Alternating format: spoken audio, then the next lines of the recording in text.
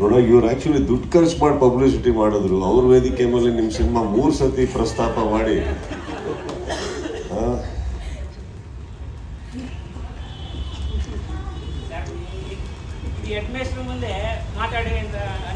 ಇಲ್ಲ, ನಿಮ್ಮ ಮೈಕ್ ಇದ್ದಾಗ ನಿಮ್ಮ ಮಾತಾಡೋ ಟೈಮ್ ಮುಗೀತು.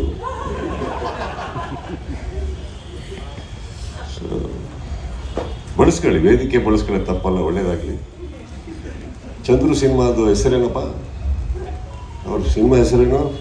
ಹಾಂ, ಫಾದರಿಗೆ ಒಳ್ಳೇದಾಗಲಿ ಅಂತ ಹೇಳ್ಬಿಡಿ ಅಷ್ಟೇ.